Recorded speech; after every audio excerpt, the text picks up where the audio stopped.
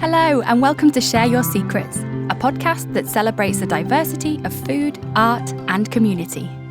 We're Bounceback Food CIC, a community cookery school that has been fighting food poverty in Greater Manchester, Cheshire, and North Wales since 2014. Earlier this year, we started working on our second fundraising recipe book, Secret Dishes from Around the World Too. It has exciting recipes from 20 countries and 20 original pieces of art by 20 local artists. In each episode, you'll find out about 2 of the 20 countries that will feature in the book. We'll talk food, art, and community with the artists involved, get insights from guests in the featured countries, and keep you up to date with what the Bounceback team have been up to. I'm your host, Miriam Rendell. I hope you enjoy listening. So this week on Share Your Secrets, I'll be talking to Victoria Rebekah, an artist based in Sandbach. She was assigned the Spanish section of Secret Dishes from Around the World Too. I'll also be talking to Sawat from Thailand, who is the founder of the Chiang Mai Thai Farm Cooking School. Before we hear from them, let's hear from Duncan about the launch of Bounceback's Crowdfunder. So this week we're launching a crowdfunding campaign, which is all about how we can scale up our social impact and fight food poverty nationwide. One of the things that COVID-19 has meant for us as an organisation is that we've had to completely adapt how we operate. So prior to the coronavirus pandemic and lockdown, our outreach work involved cookery workshops, all face-to-face, the food bank drive that we did at market events and catering services. And that was all to do with supporting people in Greater Manchester, Cheshire and North Wales. But what we need to do now, given the scale of the challenge posed by COVID-19, is to be able to support people nationwide. So we've got a goal that by 2024, we'll have delivery teams in all major towns and cities in the UK that will be able to support people living in food poverty by ensuring that their nearest food bank is stocked with good quality items of nutritious food, by providing people with the opportunity to learn how to cook for free and supporting them with career progression in the food industry, providing free hot nutritious meals at community events, and enabling them to learn about cooking, budgeting, nutrition, meal planning, and reducing food waste with the provision of free access to our cooking and nutrition portal. So this is a big moment for us. We need to adapt our model. We need to be able to support people up and down the country. And it's become clear that in order to really address those challenges, what we need to do is build a community cookery school that supports people living in food poverty across the UK. One of the key ways in which we can do that is through tech, and we've got a couple of really exciting things that we're able to do for partner charities that we're already supporting. But as part of that growth over the next few years, we're going to have to continue to adapt our model and innovate. And the crowdfunding campaign is about sharing that vision with people. The crowdfunder launches on Thursday, the 17th of September, and we'll be running for 8 weeks. And we've got a variety of really exciting rewards that you can get by backing our campaign. And we're really hopeful that people will get behind our mission to build a community cookery school that supports people living in food poverty across the UK. You can find details of our crowdfunder via our website or search Bounceback Food on crowdfunder.co.uk and you'll find our campaign there. Thanks for the information, Dunk.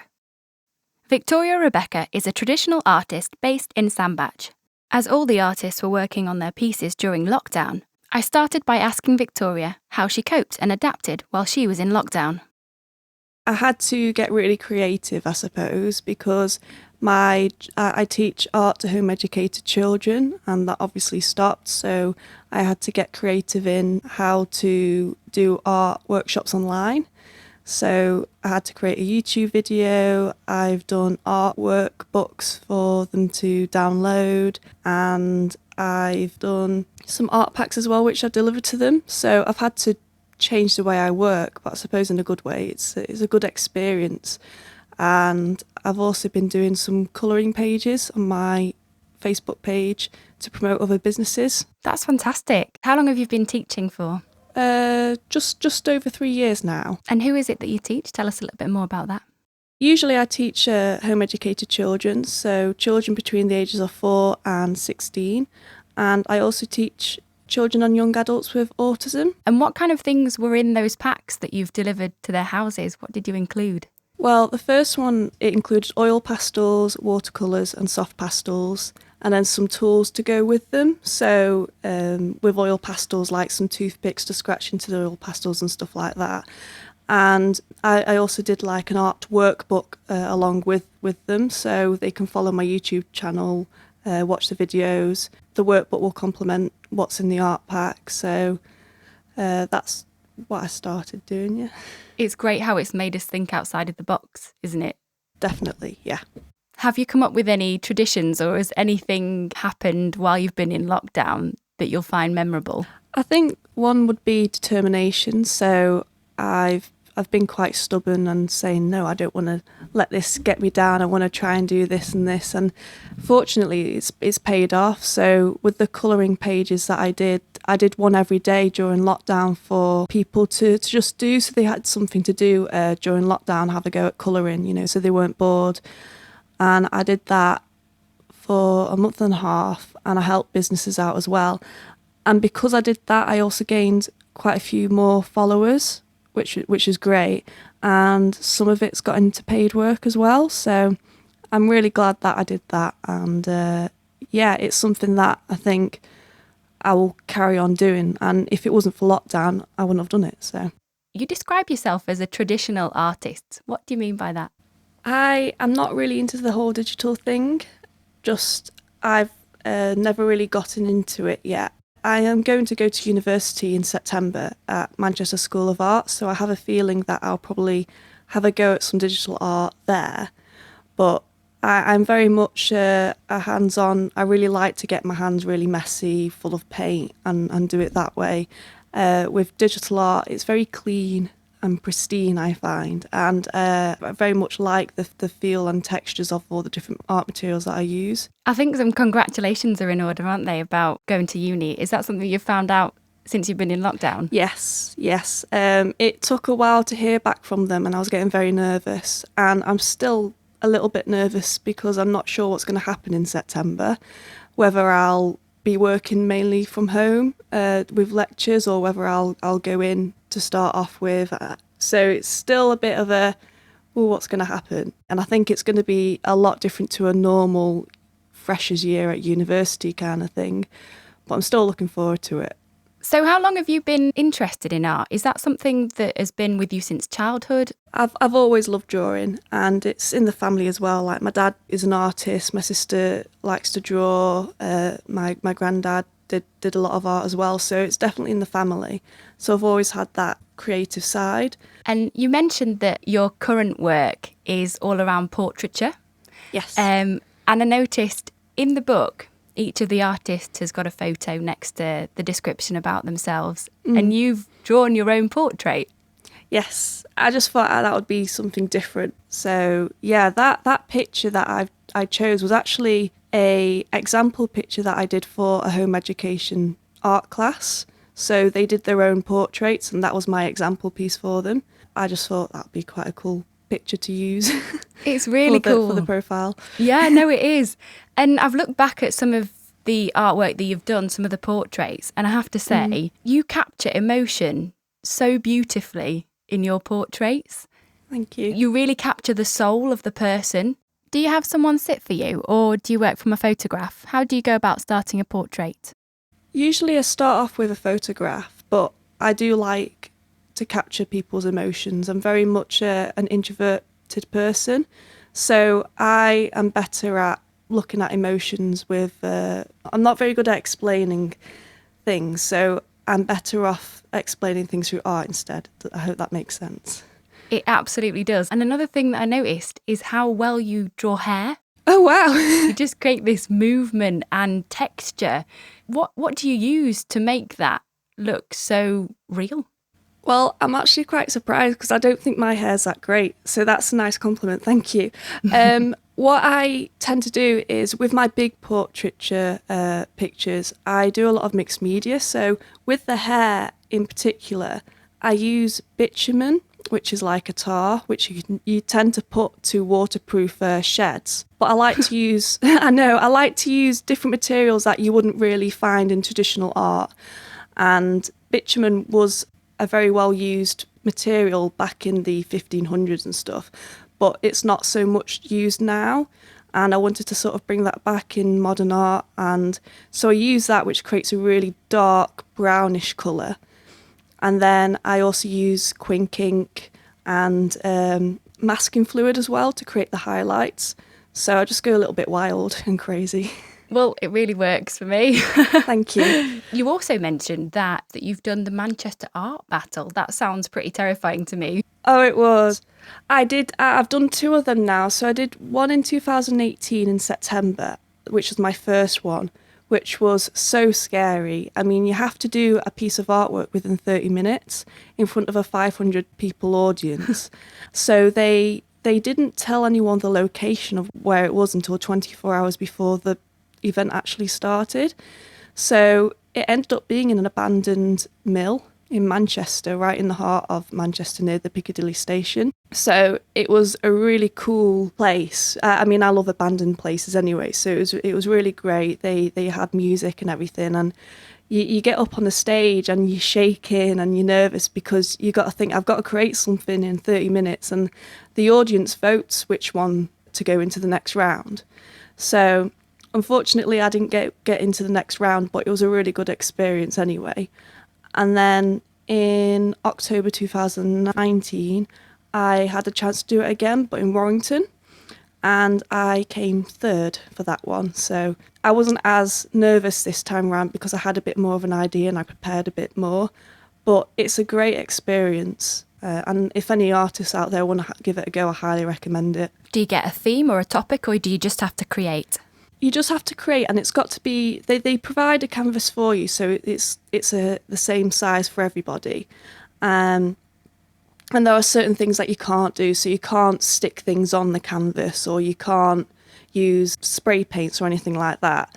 So there are a couple of rules, but other than that, it's quite open to your imagination. So no artwork's the same. Yeah, it's really good.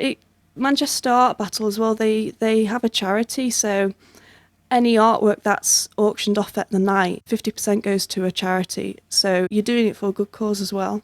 Can you tell me of any artwork that's really influenced you? I would say I really love the artists Leonardo da Vinci and Michelangelo. They were the artists that really got me into figure drawing and love for the anatomy. They're the ones that I was really drawn to. You can see that you've been influenced by them actually, and it's exciting that you're going to have the opportunity at university to develop that more. Yeah, definitely. Now, as part of the podcast, we're going to reveal which country you were assigned. Mm-hmm. Would you like to share that with us? Yes, it's Spain.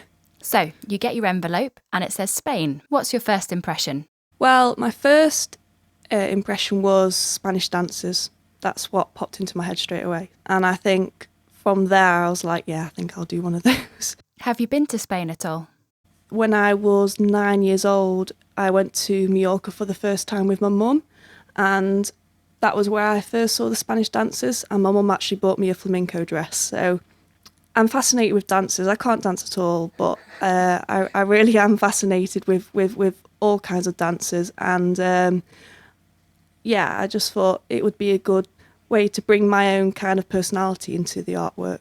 That's so cool that was the first thing that popped into your head. So you've got your idea. So what's your process then? Where do you start? My first process is to go straight to Google Images and start looking at Spanish dancers, what their dresses look like, the colours, how they have their hair. And I start making sort of like a mood board of particular pictures that I like and the way their dresses are flowing and stuff. So that gives me a good idea. And then from there, I kind of do like a collage. So there was one bit where I saw this Spanish dancer and I really liked the way the skirt flowed, but I wasn't keen on the top half. So I liked the top half of one other picture. So I just sort of mishmashed them together. And then from there, then I start to do my final design and start illustrating, having a go at certain things. It took me about a month to plan it and actually be happy with the concept, and then I finally did the final design. I absolutely love the skirt. Thank you. And there's so much movement in it. What materials did you use to do the background and the skirt? I used a mixed media really. The main one was watercolours, and then I also used coloured pencils to create a bit of dimension with the shading, and I used some black quick ink as well, and then some masking fluid to help with the highlights. And then finally, just ink pen on top. Yeah. It really brings it alive, I think, all of those different layers, because it makes the dancer really stand out, and the colours. Did you base it on the flamenco dress that you had as a child? No, my flamenco dress as a child, it was actually black and red with polka dots. So it's quite different compared to the one I drew for Bounceback. But I wanted to bring the Spanish flag into it a little bit. And usually a lot of flamenco dresses traditionally are either red or red and white or red and black. They don't really have many yellow and red dresses out there. So I suppose I went a little bit out of the tradition for that in that aspect. But I thought it would be a great way to implement the flag. What about cooking? Do you like cooking? I do like cooking. I am more of a person who likes to do one-pot wonders. So chili con carne, cottage pie, pasta bakes, things like jambalaya as well. I've done that as well. So where did you hear about Bounceback? I first heard of Bounceback back in, I think it was 2017 actually. So I used to volunteer and work for Sandbach Art Room. I volunteered since 2016, and Duncan actually called up the art room to basically say, we know you do a lot of arts for wellbeing. We're going to be doing a cooking course in Sandbach. Would any other volunteers like to bring anyone who might need a bit of a pick-me-up to do some cooking classes? So that's when I first met Duncan, and I had to go at their cooking classes, and I loved it. It was great. And on the cooking course, they did a recipe for baked beans. And I hate baked beans. I really do. I hate them with a passion. Me too. But these baked beans that they made, because it was, made with fresh ingredients, it wasn't the Heinz tin stuff. I loved it. And since then, I've made those baked beans about 10 times since. Oh, I need to try these beans. Yeah, they were called smoky baked beans, I think they were called. I'm sure Duncan will give you the recipe. How does it feel to be about to be published in a book? Really great, actually. It's something that I've always been inspired to do. Yeah, it's really great, and I just love what Bounceback did as well, where they supported up to 20 artists, and it's a great idea and a great concept. So, who do you think could be interested in buying the book? I think definitely people who want to have a go at different recipes that they haven't tried out before, people who want to be healthy as well, and I suppose arty people as well. There'll be people there that like art and want to support this kind of project. So, have you got any future projects in the pipeline? What's next for you? One thing I definitely want to try out is working with clay, so doing figure modelling and the anatomy using clay, so it's more 3D. I've never had that opportunity to do it before, and I think it would be really cool to try out. With university, one thing that I want to explore is art therapy while I'm there. So, yeah. Well, we wish you the best of luck starting your course at Manchester School of Art this September. Thank you, Victoria. It's been such a pleasure talking to you today. Thank you very much. It's been great talking to you as well. If you want to find out more about Victoria and see her artwork, you can do that at www.facebook.com/Victoria's Art Space. She's also on Instagram at Victoria's Art Studio and at Victoria's Art Classes. Earlier this year at Bounceback Food, we ran our annual social enterprise internship. The programme ran remotely, which enabled 20 young people from across the UK to join our team. Everyone was assigned one of the 20 countries that features in the book. Here's Amy with some fun facts about Spain. In Spain, there is a New Year's Eve tradition that to have good fortune for the next year, you must eat 12 grapes at the stroke of midnight. This ensures luck for each of the coming 12 months. Spain hosts hundreds of festivals throughout the year, but one of the more unique is La Tomatina. The festival happens in a small village in Valencia at the end of August every year and lasts for just 1 hour. In that time, over 150,000 overripe tomatoes are thrown at the 40,000 tourists who descend on the village. Now let's hear from Helena to tell us a bit more about Thailand. Did you know that Thailand is made up of 1,430 different islands? Did you know it's highly disrespectful to touch anyone's head in Thailand, and that includes babies? Thanks to our interns for sharing those facts. Now, the artist assigned to Thailand is Tommy Bradley. He's a Manchester-based artist whose artwork is instantly recognisable. His distinct style involves creating scenescapes with different gradients of biro. Using his trusty biro, he chose to depict the rather hectic visual bombardment that Thai city streets can conjure up. For more information about Tommy's work, check out the episode notes on Bounceback Food's blog. I spoke to fellow cookery school owner Sawat, who's based in Thailand. Sawat is the owner, cooking instructor and organic farmer who set up the Thai Farm Cooking School in Chiang Mai. I asked him if someone was to go to one of their cookery classes, what could they expect? So I love to show the farm first. I think they should know very well about the herbs ingredient. This is the main thing. We show you one of the curry, one of the soup, one of the stir fry, all the taste of the food, and we show them how to cook, like stir fry, how we use the wok, because cook not the same as the soup or not as the same as curry. Wok is quickest, and we show them how to make the curry paste and like the soup like that. So what is your favourite dish? In the menu that we teach them, the soup, many, but soup the first, like I can eat almost every day. Soup like tom yum soup. Have to chop lemongrass, galangal, onion, mushroom, tomato. Boil them first. This is the broth. Important. Have to make the broth first.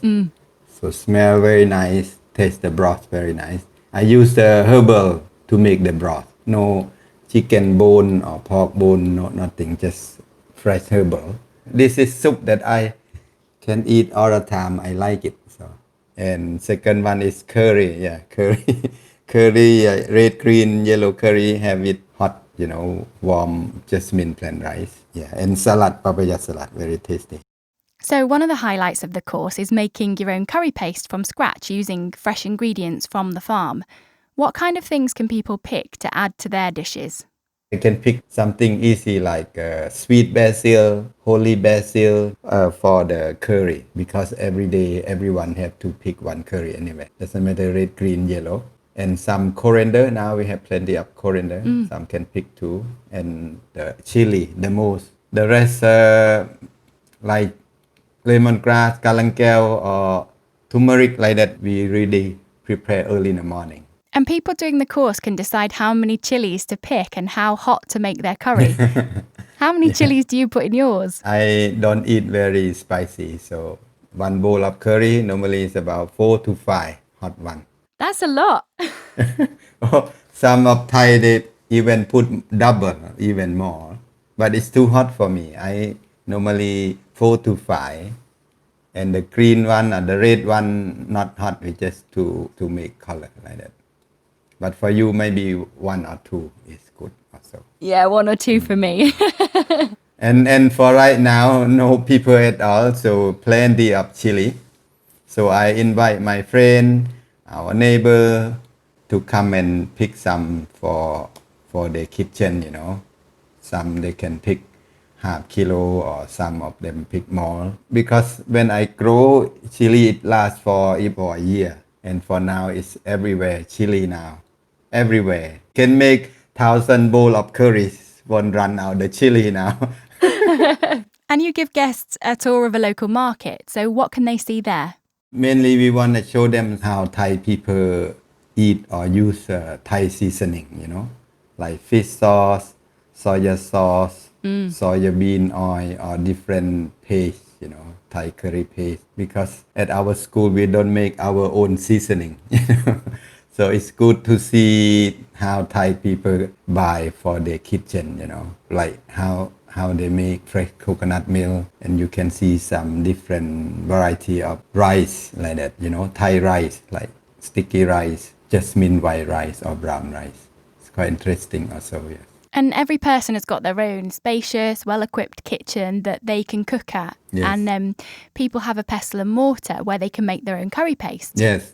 The most highlight. Some other place, they have only one mortar. Let's say if in the group 10 people, 3 different curries, so they have only 3 mortar. So they have to share, like 3 person choose green curry, they keep only 1 mortar. So 3 of them have to share. Like we are 10 people, so we have 10 mortar. So that's why we allow them to make their own pace, so everyone can choose the curry and can make hot or less hot as they want. But for us, everyone have fun. And do you have a lot of people every day? I mean, normally. In high season, yes, we see everywhere in Chiang Mai, I think. Okay.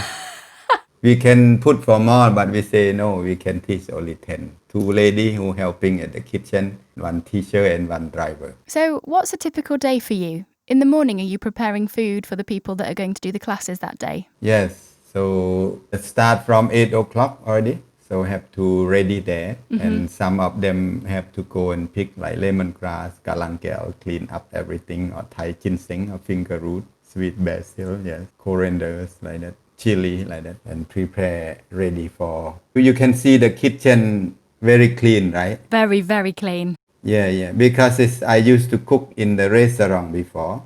They don't clean every day like us, but they don't show you the kitchen, you know. But this kitchen, if dirty like one thing like sugar or sweet thing drop, we have to clean all the time, because if we don't clean, there are many insects and ants, you know, bugs like that, have to be really super clean.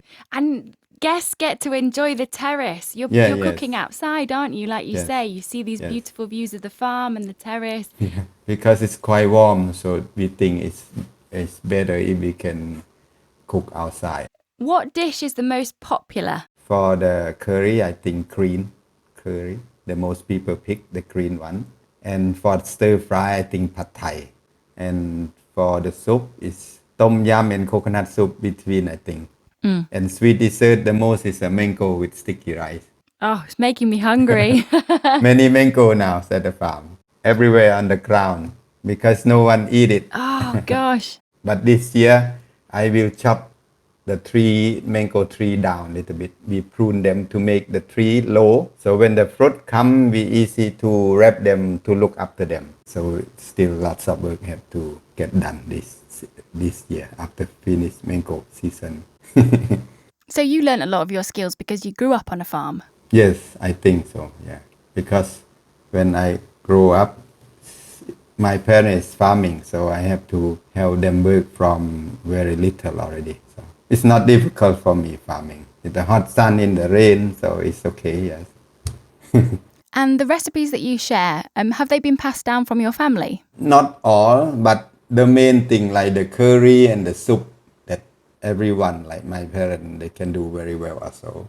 I used to cook in the restaurant, so I learned a lot different restaurant, and also I've been to school, so we learn more, because it's every part of Thailand, they are a little bit different, you know. Like in Chiang Mai, the curry different, and the south and the east, and the soup also, some tom yum soup different, some clear, some very creamy, yeah, so some thick like that. So I learn a lot. I think because I like eating, so I try all the food. Now I was thinking which food is more healthy, you know. It's healthy food, I think is important. Yeah, sometimes we like it like fry, yeah, but not so healthy, so we try to teach to eat healthy more. Very important. So why did you start the Chiang Mai Thai Farm Cooking School? Because I like farming, you know, my family is farmer, so, and I like cooking, you know, yes, because I like eating, of course, so farming, cooking, eating, that's what I like. I love to do it. And I think if I want to show people about the food, that will be easier if I can show them where they can see, not just from the market. Because I was trekking guide before many years, and for the tour I have to cook dinner or lunch, breakfast for them every time, and people really love the food for the first night. And the second night they ask me, can I help you, because I want to see how you cook. From that, I think that's my idea, that how to teach people cooking. And I find out they don't know how vegetable grow, like papaya tree or papaya fruit. They even don't know how they grow. So it's not easy to explain them, like, you know, Thai ginger or lemongrass. Some we use the root, some use the stem. And I know all of this because I grew up on the farm. I think, okay, so I love to do farming. It's not difficult for me. That's why the school start from only one kitchen first. So like 4-5 station, and people get to like it. Almost 20 years now. So. Really? I didn't know it was so long. Yeah. Around 2001. Excellent. And how long did it take you to begin to grow the farm? Vegetable, not very long, like some only 3 months. Long bean, eggplants, like chili, like that. Rice, 4-5 months. And the fruit take longer, like mangoes start from 2 years already we can pick the fruit. Coconut, 4 years. But after 4-5 years, we have all the fruits. And it's so delicious and so healthy because pretty much everything has been grown on the farm. And it's such a hands-on experience. You gain the skills to cook like a Thai. Yeah. But the important we learn them how to do. And the point is you the one who cook and the one you eat is yourself. Yeah. You know how to cook already. So you go back and you find out what you can get there and you have to cook exactly how you like it. You know, because we like this, so that's why we teach you like that. It's good price and it's good food, and I think it's all good. Only one day, no need to clean. It's good for tourists who don't have enough time and good experience to bring home, I think, for my idea. It definitely is that. What brings people together and a sense of community spirit in Thailand? The most is Thai New Year, we call Songkran. 13, 14, 15 February, which is very hot in Thailand. Especially like Chiang Mai, we do quite big ceremony, and many people from different parts of Thailand come to join us ceremony. Songkran Thai New Year festival, normally use playing water, celebrate, everyone go back home, enjoy with family, cooking, talking like that. But now, this year, no possible. So No, I suppose you've been affected because there's been less tourists this year. yes, no at all. But I've seen on your Instagram that you're open again. Yeah, we start because we have I think some tourists left in Thailand, or some they work, some they live in Thailand. I don't want to close, it's too quiet. 4 months is quiet enough, you know, like empty, you know. And I want to have this place running because, you know, farming, if no one there, it look like jungle, you know, jungle. So I need something clean, running there. It's only me. After all stay home, they're not allowed to come the first 2-3 months. Very strict in our village. But now it's okay, so allow traveling from village to village. You must have been working so hard then if it was just you. So I don't feel COVID very boring, nothing. I just feel like a lot of work for me. So some friend who don't have farm, you know, have anything for me to do, I say, yeah, plenty. So you come, don't have to work. If you cannot just come quickly, I will drop you chili, or you come pick some banana, some papaya, some pineapple. So. Our recipe book involves artwork. So can you tell me anything about traditional art in Thailand? Because it's my art, maybe people thinking the art is painting or carving thing like that. But for me, I like art too, but my art can eat. I put the seed on the ground, come out as a tree, come out as a fruit, different color, you know. Green, red, and I can eat them all through the year. I'm very happy to see my art create, you know, come out as a coconut, come out as a papaya. This is what So it's art too, but maybe not the same like other people art, like they paint or they carving. I love too like that, but I have no idea much about it. So That's a great answer. So we keep doing that. So. We don't know the future, but now we still like to do it. So we still keep doing, try to survive with this. Well, fingers crossed. I really hope so. You can find the Thai Farm Cooking School on Instagram. Their handle is @ThaiFarmCookingSchool, and also on their website, www.thaifarmcooking.com. Oh, it's an absolute pleasure talking to you today, Sawat. Thank you so much. You're welcome. Yeah. Thank you. ขอบคุณครับ Khop kun ka. สวัสดีครับ Sawadika. Thanks to Sawat for telling us all about the Thai Farm Cooking School.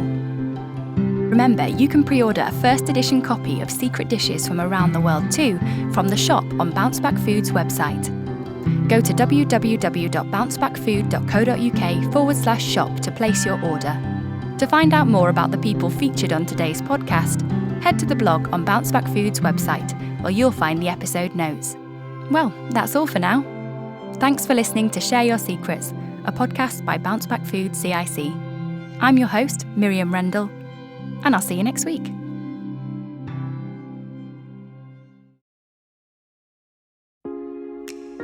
This episode was sponsored by The Federation, powered by Co-op. The Federation is a co-working space, meeting and events venue in Manchester city centre that brings together a community of digital and social innovators, large and small organisations, cooperatives and social enterprises.